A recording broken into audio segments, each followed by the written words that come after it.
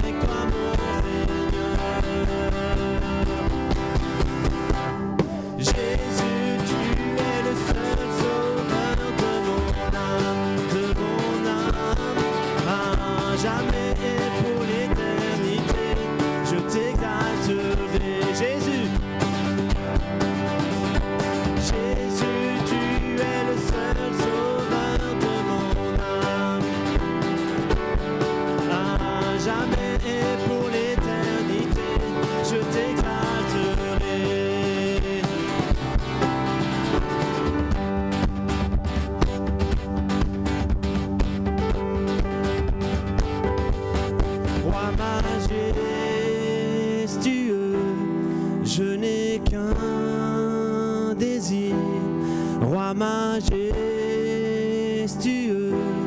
je n'ai qu'un désir, roi majestueux,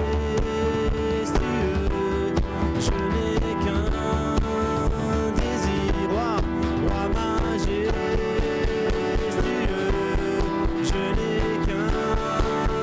désir.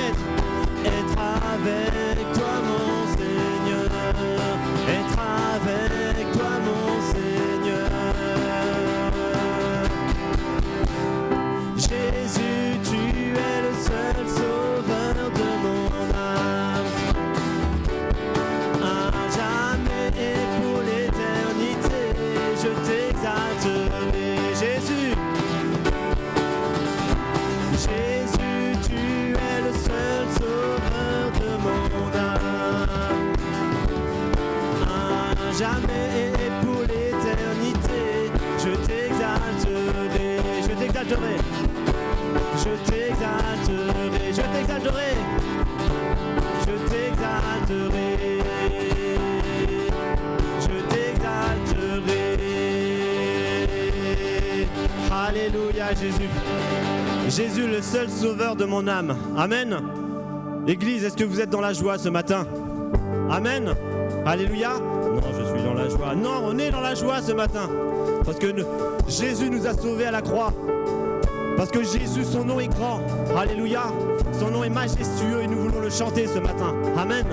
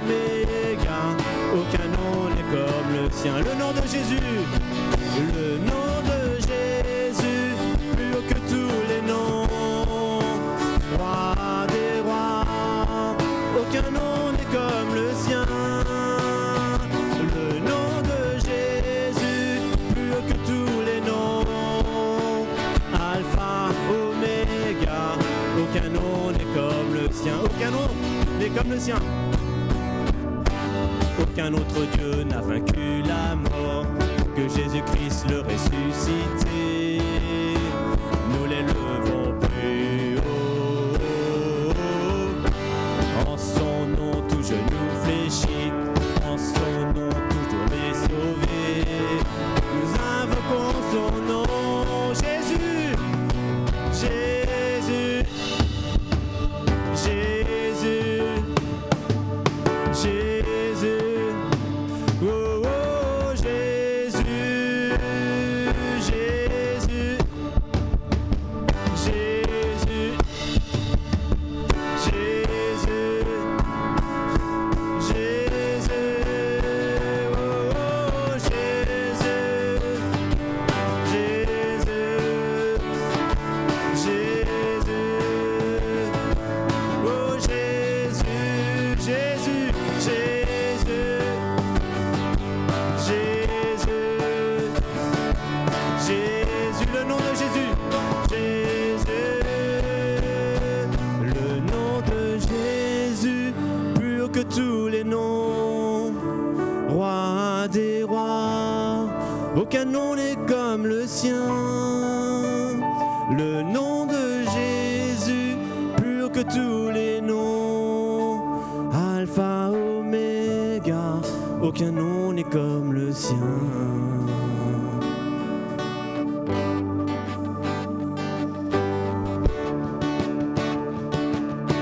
Louez, élevez le nom de Jésus ce matin. Alléluia, Église, acclame le nom de Jésus. Alléluia. Le nom de Jésus. Le nom de Jésus, plus haut que tous les noms. Roi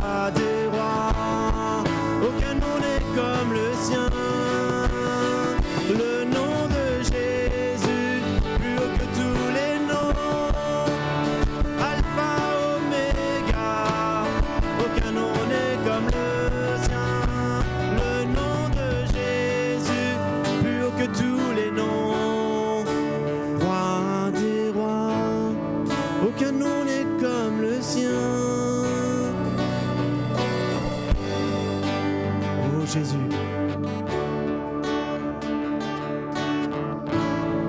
Aucun nom n'est comme le sien. Alléluia, nous voulons t'adorer ce matin parce que tu en es digne. Nous voulons adorer Adonai, nous voulons adorer El Shaddai ce matin. Alléluia, d'un même cœur. Oh Jésus, d'un même esprit. Nous voulons élever ton saint nom ce matin. Amen. Alléluia.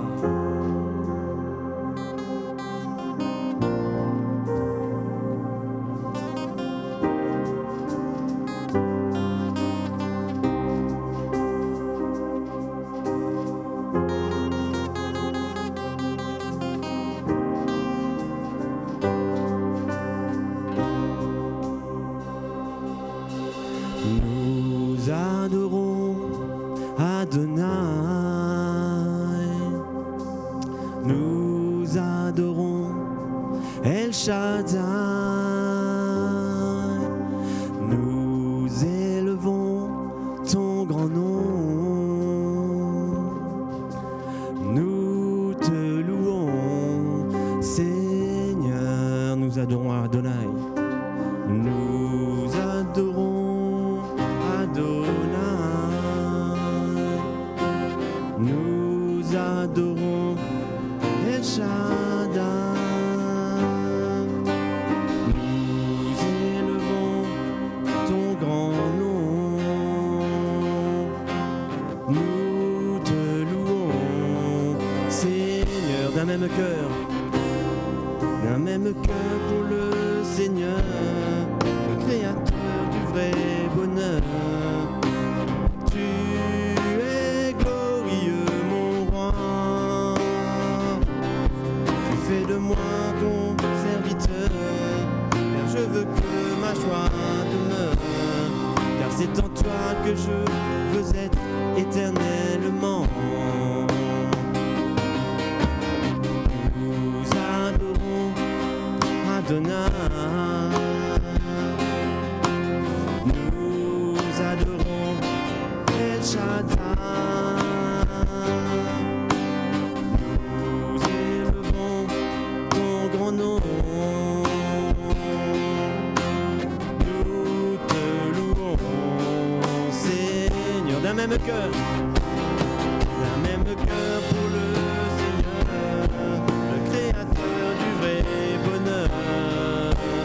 Tu es glorieux, mon roi. Tu fais de moi, car je veux que ma joie demeure, car c'est en toi que je veux être éternellement. D'un même cœur pour le Seigneur, Créateur du vrai bonheur. Tu es glorieux, mon roi. Tu fais de moi ton serviteur, car je veux que ma joie demeure, car c'est en toi que je veux être éternellement. Car c'est en toi. Car c'est en toi que je veux vivre éternellement. Encore une fois, car c'est en toi. Car c'est en toi que je veux vivre éternellement.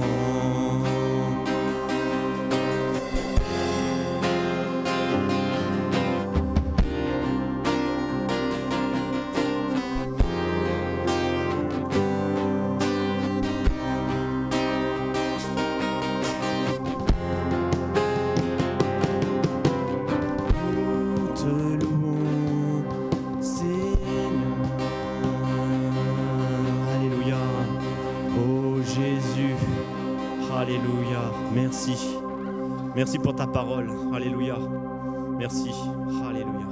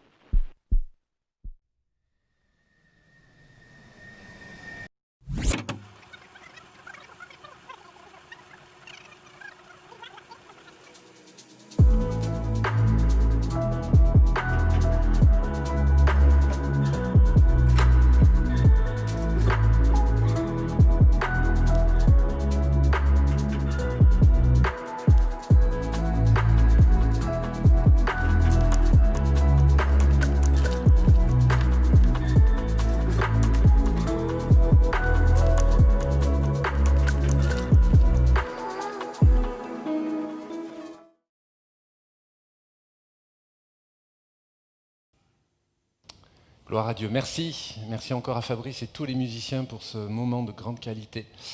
On est aujourd'hui 20 décembre et j'aimerais qu'on puisse partager ensemble. On va arriver sur Noël, la Nativité. J'aimerais vous inviter à lire avec moi dans l'Évangile selon Jean, au chapitre 18. Là, le Seigneur Jésus est arrêté, c'est la fin de l'Évangile. Il va passer au tribunal, les religieux l'ont accusé faussement et ils vont pouvoir clairement l'amener devant l'autorité du pouvoir politique et il est donc avec Ponce Pilate. Alors vous pourrez lire chez vous à partir même du verset 33, mais je lirai juste pour nous les derniers versets jusqu'au verset 37 inclus.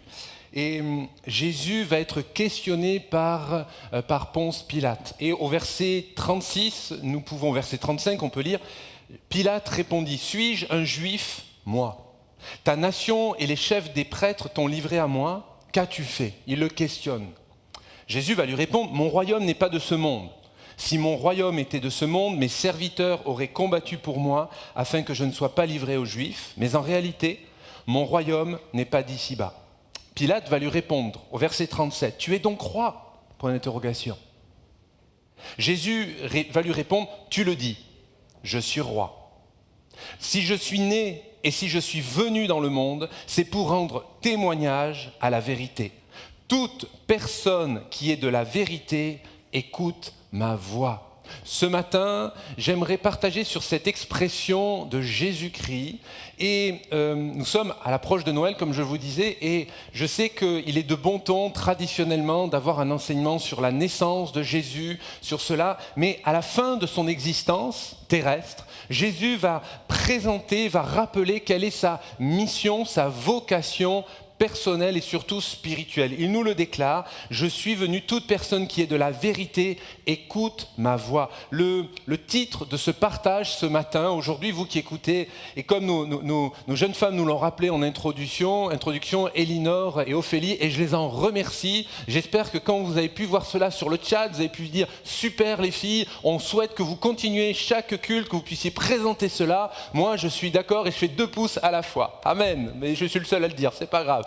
Et pour revenir à ce partage biblique, Jésus affirme devant Ponce Pilate qu'il est venu au monde pour un seul but et qu'il est né pour une mission précise. Savez-vous, mes amis, que votre vie, et Dieu veut donner un sens à votre vie. Dieu veut donner un sens, une destinée. Et une destinée, c'est donc avoir une destination. J'aimerais vous dire tant aux croyants, aux hommes et aux femmes de Dieu, qu'à ceux qui cherchent Dieu dans ce temps si particulier, j'aimerais vous le dire de la part de Jésus-Christ qu'il veut donner un sens à votre vie, qu'il veut donner un sens à votre couple, qu'il veut donner un sens à qui vous êtes, à ce que vous êtes, à vos aspirations les plus profondes. Savez-vous qu'avant Jésus, d'autres personnages dans l'Écriture, dans les Saintes Écritures, dans la Bible, sont nés bien sûr pour accomplir une vocation particulière. J'en ai sélectionné 3 pour nous aujourd'hui. Il y aura Noé. Ensuite, nous allons réfléchir sur le roi Josias et enfin sur le roi Salomon. Alors, je vous invite à lire avec moi dans le livre de la Genèse, premier livre de la Bible, au chapitre 5 et du verset 28 au verset 29. Le livre de la Genèse, chapitre 5, et versets 28 et 29. Et là, nous sommes dans cette pensée concernant le personnage, la vie, quand même, ma foi, tellement extraordinaire de cet homme de Dieu qui est Noé. Et on est à la naissance là, de Noé. À l'âge de 182 ans, Lémec eut un fils. Verset 29, il l'appela Noé en disant « Celui-ci nous consolera de notre travail et de la peine que ce sol procure à nos mains, parce que l'Éternel l'a maudit. » Cet homme, Lémec, n'est pas à confondre avec son homonyme, Lémec, que vous retrouverez dans Genèse chapitre 4. Je vais en parler dans quelques instants. Et remarquez que Noah, le nom en hébreu, tire sa racine d'un mot qui signifie la notion de repos, d'une accalmie. En son temps, à l'époque, comme nous aujourd'hui, les êtres humains ont besoin de paix, de repos, de consolation. L'état de l'humanité, comme à l'époque comme aujourd'hui, on se retrouve avec beaucoup de similitudes. Remarquez, j'ai remonté rapidement le contexte de la vie de Noé et de ses contemporains. son aïeul, Caïn, avait bâti une ville pour mieux fuir Dieu. Combien des femmes, des hommes aujourd'hui fuient Dieu, fuient le message de Dieu parce qu'ils ont été dégoûtés de la religion, ils ont été repoussés par les religieux, par la pression religieuse. On va en parler dans quelques instants. Les mecs, l'autre, celui de Genèse 4, je vous en faisais allusion à l'instant, cet homme avait institué la polygamie et se vantait de sa violence et de son caractère mauvais. J'aimerais vous dire de la part du Seigneur, vous qui êtes en train de suivre notre chaîne YouTube et d'être béni, je le crois, par ces vidéos inspirantes, j'aimerais vous dire que Dieu n'est pas dans la confusion, Dieu n'est pas dans la malversation, la perversion sexuelle, malgré toutes les tentations qu'il peut y avoir aujourd'hui, comme le contexte de la naissance de Noé. Il y a de plus en plus de choses qui sont mélangées, mais j'aimerais vous dire que Dieu a destiné un homme pour une femme pour un homme. Et ce n'est pas en testant, en retestant que on s'affermit, on se blesse, on se fait du mal soi-même. J'aimerais te dire, toi qui cherches un compagnon, une compagne, que Dieu t'aime. J'aimerais te dire que Jésus est mort sur la croix pour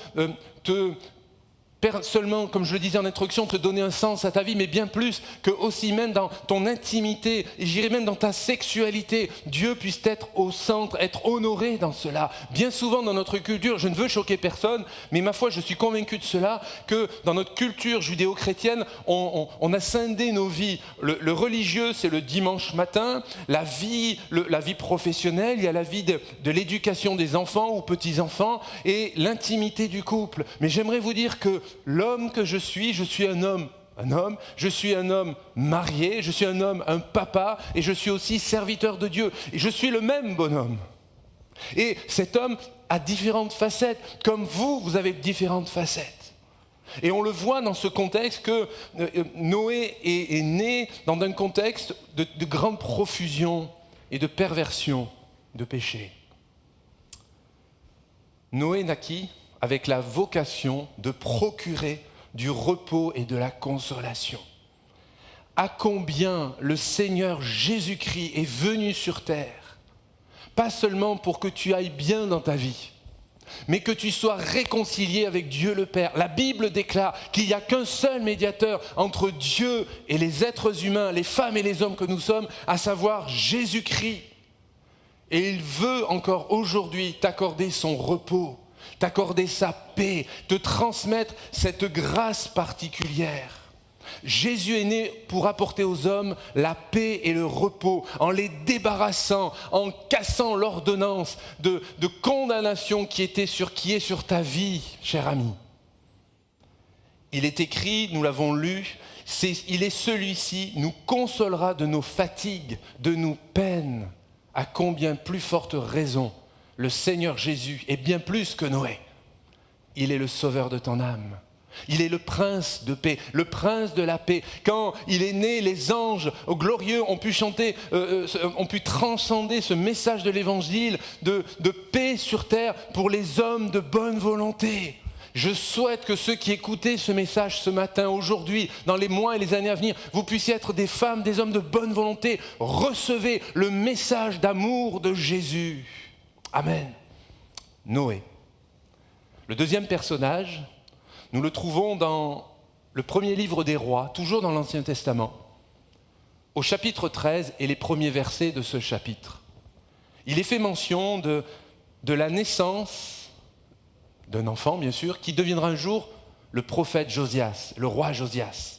Et la naissance de cet enfant va être annoncée prophétiquement. Je m'arrête là quelques secondes. J'aimerais vous dire que le message de l'Évangile n'est pas seulement un message seulement écrit de la Bible scripturaire, bien sûr, mais le message de Dieu est avant tout un message qui est prophétique. Et là, je voudrais déjà faire une parenthèse pour les croyants, les femmes et les hommes de Dieu que nous avons dans l'assemblée, dans toutes les assemblées dans lesquelles vous écoutez ce message. J'aimerais vous dire que Dieu, par son esprit, veut renouveler son esprit sur vos vies ce matin. Comme nous avons pu le voir, nous avons pu le chanter, dire que Jésus le Seigneur, il est majestueux. On a tapé des mains, on a célébré le Seigneur. Mais plus que cela, j'aimerais vous encourager à expérimenter la puissance de l'Évangile dans le fait de vivre des choses fortes avec Dieu, prophétiquement parlant. Jésus, le Seigneur, veut continuer de parler et nous sommes les différents vecteurs de son message, les différents vecteurs de son amour. Amen. Alors lisons ensemble ces 3 premiers versets de 1 Roi, chapitre 13.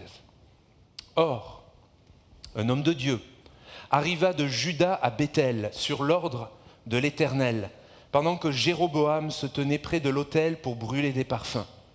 Il cria contre l'autel sur l'ordre de l'Éternel. Et il dit: Autel, autel, voici ce que dit l'Éternel. Un fils naîtra dans la famille de David. Son nom sera Josias. Il offrira en sacrifice sur toi les prêtres des hauts lieux qui brûlent des parfums sur toi, et l'on brûlera sur toi des ossements humains. Le même jour, il donna un signe en disant: voilà le signe que c'est l'Éternel qui a parlé, l'autel se fendra et la cendre qui se trouve dessus sera dispersée. Et vous verrez dans les chapitres qui suivent que cette parole va se réaliser. Jéroboam, parce qu'à ce moment-là, il y a eu un schisme, une division parmi le peuple de Dieu. Jéroboam a embarqué une partie d'Israël pour les amener à le célébrer lui, à célébrer. Et comme il réalisait qu'il n'avait pas Jérusalem, qu'il n'avait pas le lieu où les enfants de l'Éternel devaient prier et célébrer l'Éternel, eh bien il s'est dit, pour les garder avec lui, pour garder son pouvoir politique, son influence, eh bien il se dit, je vais créer artificiellement, d'une manière humaine, intellectuelle, des moyens visibles pour que ceux qui sont avec moi puissent adorer Dieu. Il va créer 2 veaux d'or. Et j'aimerais vous dire que ces 2 veaux d'or, c'est l'image, c'est la caricature du Dieu véritable. C'est une caricature. Dans ce contexte-là, il va prendre des prêtres, on pourrait dire aujourd'hui des serviteurs, des hommes d'église, des hommes de Dieu, bon, peu importe. Mais ces prêtres, ils n'ont ni appel, ni vocation. C'est le symbole du faux christianisme, des femmes, des hommes qui suivent une religion, qui suivent des pratiques, qui suivent des dogmes, qui suivent des pensées religieuses. La venue de Josias, ça a été annoncé prophétiquement pour briser le religieux qu'il peut y avoir dans le peuple de Dieu. Et peut-être que cette parole est pour toi ce matin. Tu es en train d'être pris entre 2 veaux d'or. Oh, c'est plus une image, c'est juste symbolique. Mais dans ton cœur, il y a des dogmes. Dans ton cœur, il y a ces veaux d'or qui grandissent autour de toi. Ces prêtres, je finis sur cette allusion, parce que sans repentance, sans exercice du ministère dans le sens le plus large, le ministère, c'est servir l'autre, servir Dieu. Mais combien parfois de femmes et d'hommes dans des pratiques religieuses servent Dieu, ou plutôt se servent de Dieu? J'aimerais t'encourager ce matin et j'aimerais te dire que ne plus faire comme eux. Remarquez qu'il va même il va même plagier, faire un plagiat de la fête des tabernacles. Par contre, c'est pas mal fait quand même. Ça a l'odeur de la fête des tabernacles. Il y a une bonne ambiance, il y a une bonne atmosphère, il y a des chants, il y a de la danse, il y a beaucoup de joie. C'est formidable en apparence. Seulement, c'est pas la bonne date. Cette fête-là va se décaler avec 1 mois de retard et cela induit en erreur. J'aimerais vous dire que Dieu n'est jamais en retard, mais quand c'est purement d'une manière humaine de créer une atmosphère spirituelle, mes amis, on s'en aperçoit, même si ça a une bonne odeur, même si ça ressemble à la maison de Dieu, même si on chante les mêmes cantiques. Ce qui fera toujours la différence, c'est l'onction de Dieu sur les serviteurs de Dieu, l'onction de Dieu sur les chants, sur le groupe de loin, l'onction du Seigneur par la puissance du Saint-Esprit. Avec beaucoup d'humilité, je peux dire que tous mes frères, mes sœurs, nos collaborateurs, nos collaboratrices, cette famille qui sert l'Église Le Chemin, nous prions que toujours il y ait l'onction du Saint-Esprit au milieu de nous. Notre désir, ce n'est pas seulement de rendre une belle production de multimédia, de production, j'allais dire audiovisuelle, de ne pas faire une belle captation, mais notre désir avant tout, c'est l'onction du Saint-Esprit. Et vous, mes amis qui écoutez ce message, vous, mes amis, que vous puissiez recevoir l'onction de Jésus sur votre vie ce matin. Amen. Le décalage dans le calendrier enseigne aussi une autre pensée. C'est qu'en fin de compte, on peut parfois faire faussement une fausse effusion du Saint-Esprit. On peut parfois se laisser emporter par nos émotions, mais j'aimerais vous dire de la part du Seigneur que l'action du Saint-Esprit, c'est bien plus que nos émotions. Et je bénis Dieu parce que le Saint-Esprit est à l'œuvre au milieu de nous. Je bénis Dieu parce que dans ces femmes, dans ces hommes, dans ces jeunes filles, dans ces jeunes hommes, il y a une volonté sincère et Dieu honore. Que Dieu, en Jésus-Christ, soit toujours au centre. Mes frères, mes sœurs, vous qui écoutez ce partage, ce n'est pas seulement pour encourager ceux qui servent, mais j'aimerais vous dire, vous qui êtes derrière votre écran, vous qui voulez revenir à l'Assemblée, vous qui voulez intégrer l'Assemblée de l'Église Le Chemin ou ailleurs, j'aimerais vous dire, cherchez toujours une Église où il y a l'onction du Seigneur. Pas l'onction d'un charisme d'un serviteur ou des responsables, mais l'onction du Saint-Esprit sur l'Église, l'onction du Saint-Esprit sur la prédication de la parole, sur la louange, sur l'adoration, et sur toutes les composantes du culte qui a apporté au Seigneur seul. Josias va venir au monde avec la vocation de détruire toute cette idolâtrie. Il va le faire dans un puissant mouvement de réveil spirituel. 2 Rois chapitre 22 et chapitre 23. À l'identique, le Seigneur Jésus-Christ, le Messie, est venu au monde en vue de la même mission. Il est venu pour amener les hommes sur le chemin de l'éternité. Ils étaient en route vers l'enfer alors que la religion et toutes les religions actuelles vous amèneront toujours loin de Dieu. Seul Jésus est le chemin pour vous amener au ciel, mes amis.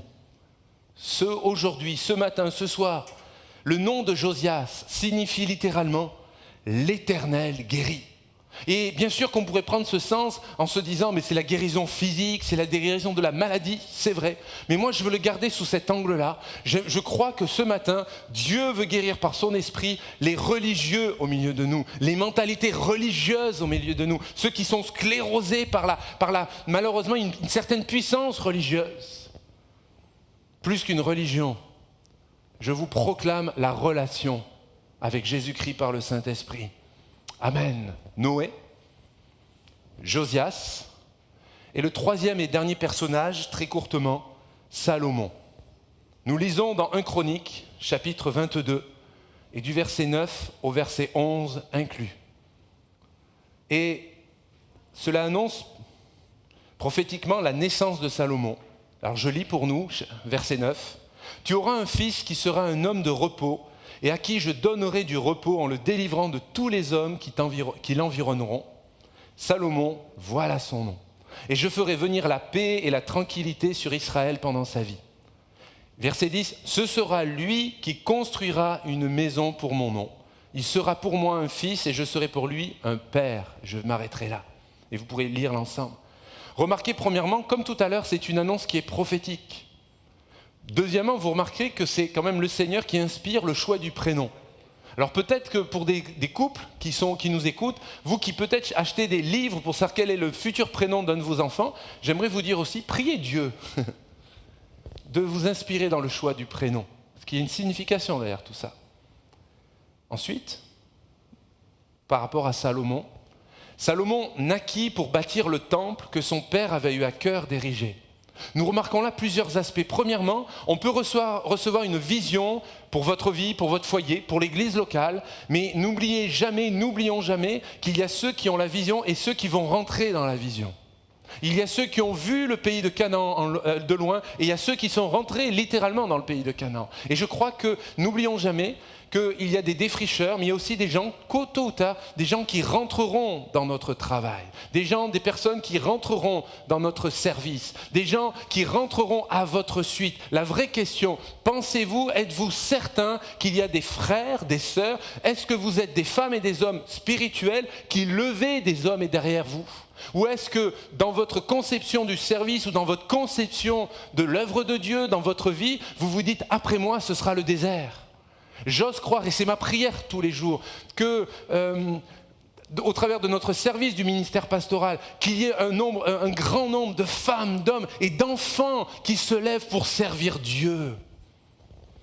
Que vous ayez tous à cœur de se dire, ok, on prend notre part et on y va. Et on va servir ensemble pour la gloire d'un seul nom, celui de Jésus-Christ.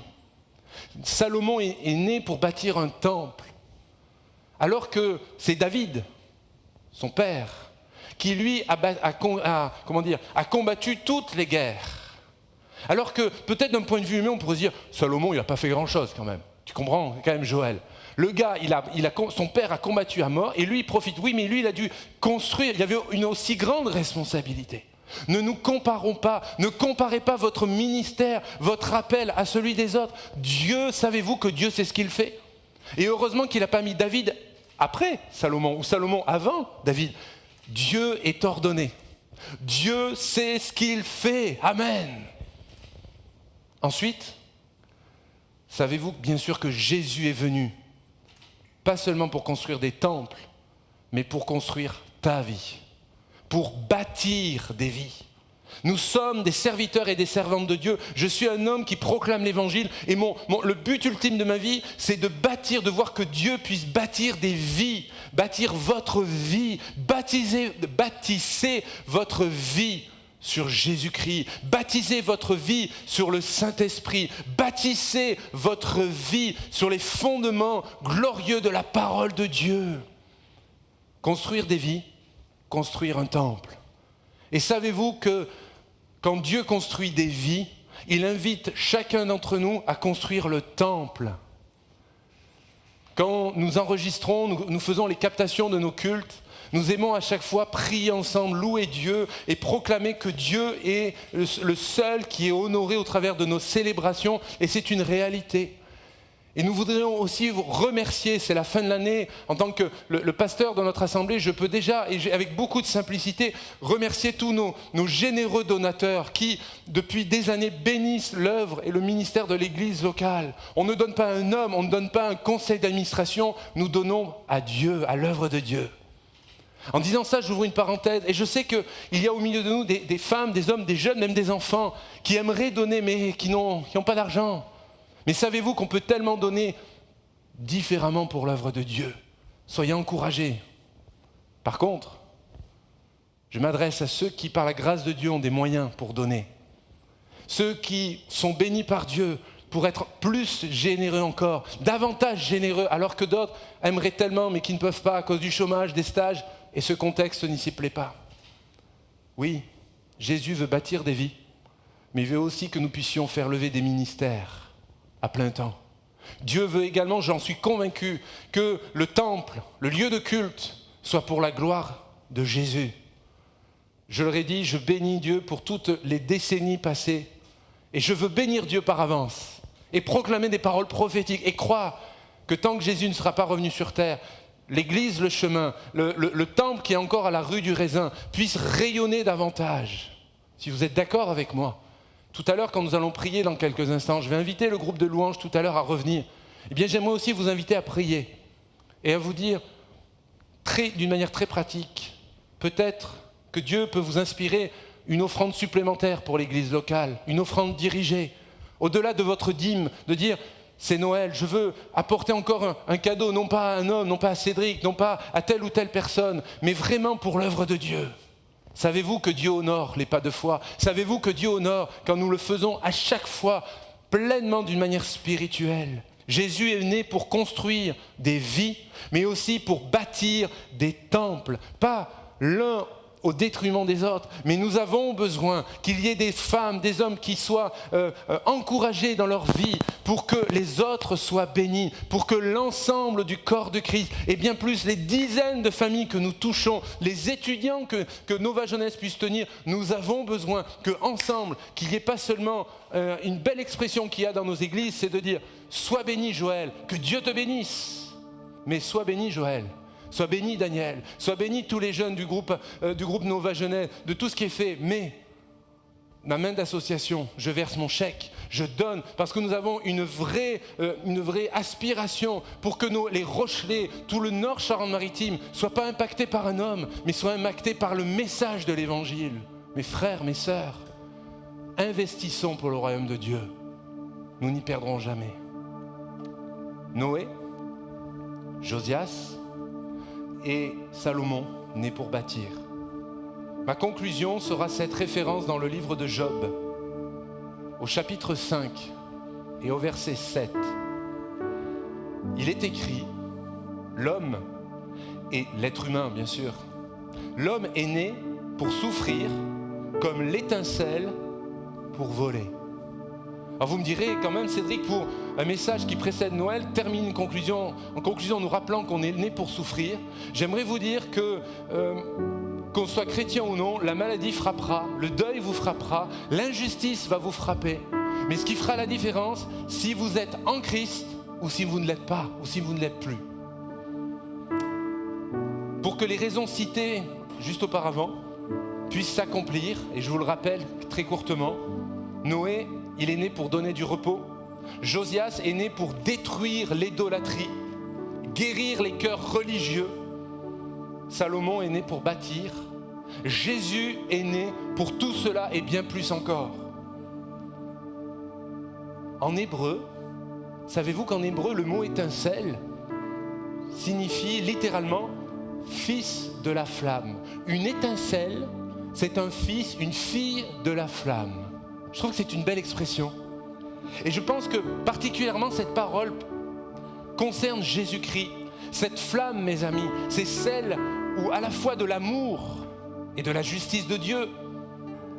Et cette flamme, elle a été consumée à la croix. En cette veille de Noël, quelques jours avant Noël, en cette fin d'année 2020, je pense qu'il est bon de réfléchir. Et j'aimerais vous dire quelle est l'étincelle qui brûle dans votre vie. Quelle est la flamme qui brûle dans votre vie? Que ce soit au sens propre comme au sens figuré. Y a-t-il concrètement dans votre vie les conséquences directes de l'œuvre de la croix? Y a-t-il une œuvre de Jésus dans votre vie au quotidien, régulièrement? Si c'est le cas, on peut dire ensemble gloire à Dieu. Si ce n'est plus le cas, si ce n'est pas le cas, j'aimerais t'inviter à prier maintenant. Je vous invite à ranger vos Bibles chez vous. Et comme on l'a lu, Noé, Jésus veut te donner du repos ce matin. Josias, Jésus veut t'aider à abandonner ton œuvre, ton esprit religieux. Peut-être qu'il y a des amis d'origine musulmane qui nous suivent. J'aimerais te dire, je t'invite à te convertir à Jésus-Christ ce matin. Des bouddhistes, des catholiques. Je t'invite à te tourner vers le Jésus, le seul Seigneur, le seul Sauveur, celui qui t'aime tel que tu es. Et nous avons également, nous l'avons vu à l'instant, Salomon. Comme Christ veut bâtir des vies, veut bâtir ta vie. Alors je vais vous inviter à prier. Et à la suite de ma prière, on va rester dans ce temps de recueillement. On reprendra ce cantique avec Fabrice et le groupe de louanges. Et priez peut-être en famille, un couple, avec les enfants, donnez-vous les mains là, maintenant. Et de prier ensemble, de dire bénis ma famille. Vous qui êtes en responsabilité familiale, demandez au Seigneur que vous puissiez transmettre l'étincelle à votre prochain, à votre épouse, à votre époux, à vos enfants, à vos adolescents, à nos parents, à nos aïeux. Moi, je crois profondément dans la puissance de la prière et dans le ministère du Saint-Esprit. Alors, je vais prier maintenant. Priez avec moi, mes amis. Notre Dieu, nous voulons te dire déjà que nous t'aimons du fond de notre cœur, Seigneur. Oui, Seigneur, je te bénis pour ta parole. Quand Ponce Pilate t'a interrogé, tu ne t'es pas défaussé, tu n'as pas dit des demi-vérités. Tu as dit oui, je suis roi. Oui, je suis venu accomplir ma mission, ma destinée. Je suis venu annoncer dans le monde le message vers la vérité. Alors Seigneur, je te prie ce matin que ces quelques paroles puissent trouver le chemin du cœur de chacun et de chacune. Seigneur, au nom de Jésus, je te prie que la puissance du Saint-Esprit se manifeste dans nos maisons. Par le réseau Internet, il y ait une puissance d'amour, Seigneur. Et bénis ton œuvre, ton Église. Merci pour l'assemblée de l'Église Le Chemin. Merci pour tout ce que tu as fait. Merci pour tout ce que tu feras également. Seigneur, bénis mes bien-aimés au nom de Jésus. Amen. On va reprendre ce cantique avec nos bien-aimés. Je vous invite à le chanter avec tous ensemble. Que Dieu vous bénisse.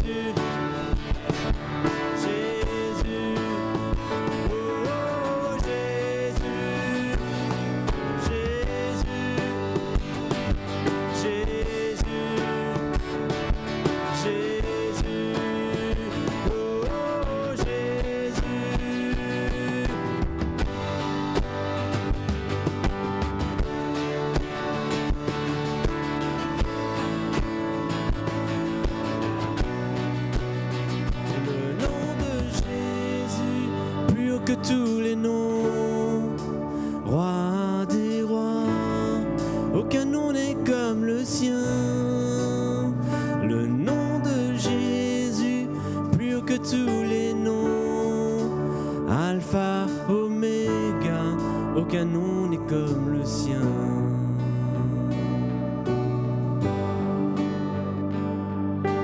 Alléluia.